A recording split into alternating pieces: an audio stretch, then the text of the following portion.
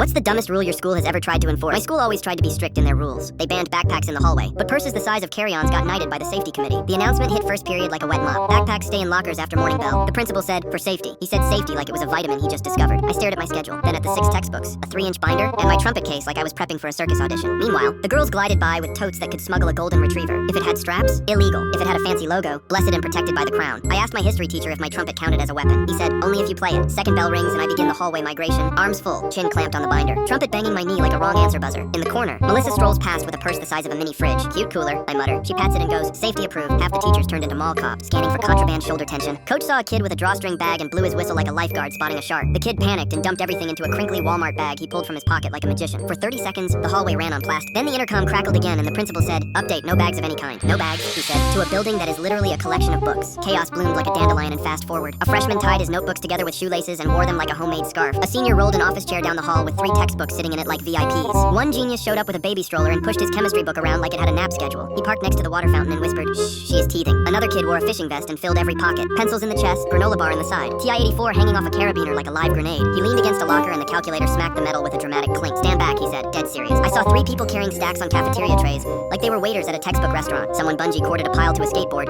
and dragged it behind him like a reluctant pet. A girl walked by with a laundry basket, head high, dignity low. Security flagged a sophomore because his hoodie had a tiny pouch that looked too bag adjacent. The guard said, empty it. He pulled out a single grape and the guard nodded like justice had been served. Halfway to math, my binder slipped, my biology book tilted, and the trumpet case began a slow motion swing that would make a metronome blush. A page avalanche burst from the binder rings like confetti at the worst parade in America. A teacher dove to catch a packet in the air and body checked a rolling office chair, which kissed the ankle of the assistant principal. The assistant principal hopped on one foot and spilled his coffee onto a poster that said, safety starts with you. From the staircase, I heard a baby stroller horn honk 3 times because the owner installed a clown horn for traffic. He announced, yield, which is a wild thing to yell in a school hallway. He hit a backpackless speed bump named Derek and the stroller tipped, ejecting a copy of the Odyssey like a heroic life raft. The book sailed down 2 stairs and slapped the superintendent's shin. Surprise! The superintendent was touring the building that day for a learning walk. He blinked at the stroller, then at me, then at the choir of kids waddling under stacks like penguins carrying eggs. He asked, is this the safety plan? Very calm, which is scarier than yelling. Our principal materialized out of thin air, clipboard trembling like a leaf in a storm. Yes, sir, we have limited hallway luggage, he said, as someone behind him dragged a crate with a jump rope. A trumpet blurted a tragic honk when my case slipped again and pinched my thumb, and the superintendent flinched like he had seen battle. From somewhere, a voice shouted, my grape, and everyone paused because that kid was still emotionally connected to his fruit. The superintendent watched a 9th grader try to carry 2 textbooks under his chin